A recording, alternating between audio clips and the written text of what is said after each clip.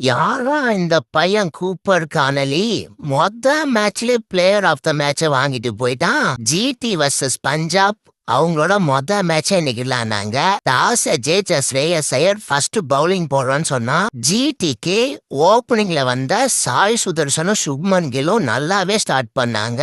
அப்பதான் உள்ள வந்த யான்சன் சாய் சுதர்சன் விக்கெட்டை எடுத்துட்டான். அதுக்கப்புறம் வந்த பட்லரும் சுப்மன் கில்லும் பவர் பிளேல நல்லாவே விளையாண்டாங்க. சரி, ஒரு கட்டத்துல ஜிடி 170 to 180 அடிப்பாங்கன்னு நினைச்சிட்டு இருக்கும் போது சகலும் வைசாக் விஜயகுமாரும் பயங்கரமா அவங்களோட ஸ்பெல்ல போட்டாங்க.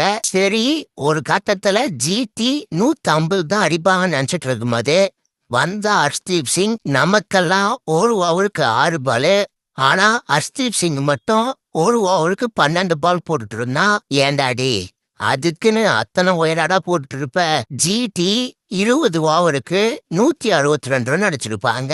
163 ரன் சேஸ் பண்ண அந்த பஞ்சாப் டீம்ல பிரியான்சாரியா 2வது ஓவர்ல விக்கெட்டை விட்டு போயிட்டான். அதுக்கப்புறம் வந்தாண்டா கூப்பர் கானலி. பையன் ஒரு மெச்சூரிட்டி காட்டுறான் பாருங்க. முறையா ஐபிஎல் மேட்ச் விளையாடுறோம். அந்த பிரஷர்லாம் ஒண்ணுமே கிடையாது. அசால்ட்டா நின்ன இடத்துல இருந்து 6 தூக்கி சொருகிறான். கூட நம்ம பிரப்சிம்ரன் சிங்கும் நல்லாவே விளையாடலாம் பவர் பிளேல.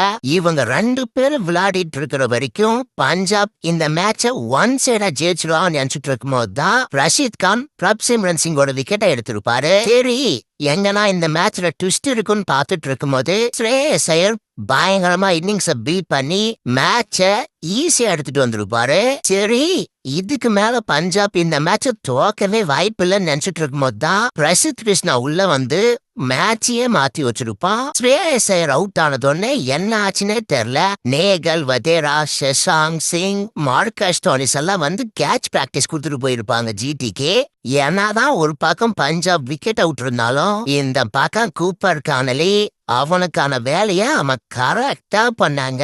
அப்புறம் என்ன, கரெக்டா இந்த மேட்ச பினிஷ் பண்ணி மேட்ச்லயே பிளேயர் ஆஃப் த மேட்ச வாங்கிட்டு போயிட்டான்.